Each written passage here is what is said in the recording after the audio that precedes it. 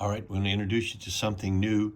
The Something's Not Right, Decoding the Hidden Tactics of Abuse and Freeing Yourself from Its Power, Wade Mullins. I want to suggest you what it's really about is the cost of image management in Catholicism. He goes on and gets a degree in image management. So this is a Protestant pastor leader, I should say, a Christian pastor leader.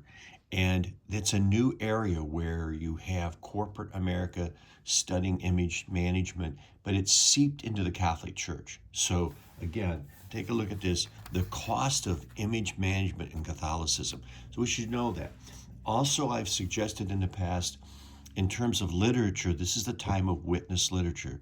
You see Solzhenitsyn, you see on the gulags, you see the Yad Vashem of Israel with what went on in Poland, and you have the Catholic Church, particularly with Saint Benedicta of the Cross.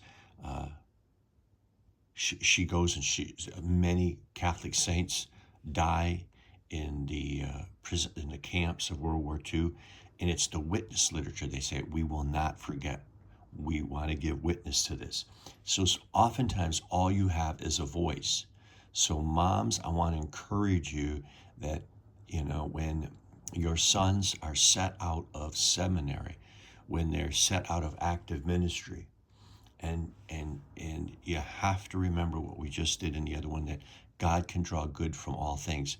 Maybe it's a time for them not to kind of go forward and seek the heights, and so, meaning it's good you can stay low. There is some theology about being powerless, powerless in the face of power, overcoming power with powerlessness. Think how powerful it is if you think of yourself. Now, I speak to you moms about your sons. They've experienced so many things. Think of them. Jordan Peterson says this is a good image of a voyager in a canoe. And if you're from Michigan, you've been brought up with this. This is some of the early history of America in the Canadian wilderness up north, where the voyager would know the river and know the canoe and know the river, but experts would get into the canoe. For example, the geologist Houghton. You could have the Jesuits who had PhDs. So they would get in the river. The canoeist, and that would be you, knows the river, and you can point out the dangers in the river. You can say this is where we can get clean water, where we can have a fire, where we can have warmth and shelter and food and protection. This is where the friendlies are, and this is where the enemies are. Think about it as you're going through the church the same way. That when you have a time when we have both an internet, we have a World Wide Web, we have the Vatican is encouraging people to participate. We have synodality, which is the most benign way of synodality that I can think of. The good way is ways that laity can participate. One of the ways to participate is to witness to good being destroyed in the Catholic Church, good being suppressed, truth being destroyed, truth being suppressed, Catholic dogma being destroyed or suppressed, Catholic community being destroyed or suppressed. That is so powerful. And at some point, you'll find out in this image management, for example, for those who don't know, say a man is becoming a problem for either the homosexual clergy lobby or the communist clergy lobby, and if they have control of that particular formation program, they will set him out. So if he's 23, 24 years old and he's set out, they'll set him out for 6 months, for a year.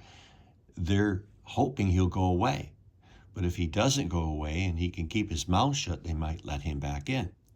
But the question then becomes, well, if he goes, does he get married? He's not getting any younger. So there's lots of ways that things are done that the general public doesn't know about it. And they're funding things that causes a hemorrhage of truth. They're funding things that causes a hemorrhage of goodness or the suppression. And so we're going to look at some of this image management from that point of view. And again, I'm thinking about mothers. You can't even talk about it. I'm trying to give a voice, making that which is invisible visible, and those who have no voice try to be a voice for that. So oftentimes people are coming to us, asking us to articulate things that they can't. So I don't, we can. They have what they've done to us, meaning the Catholic clergy and their staff, both local and national, internationally. We could probably escape our cross. We may know people that are, say, if our deacon is acting bad, we know priests that have more authority than he is in a church.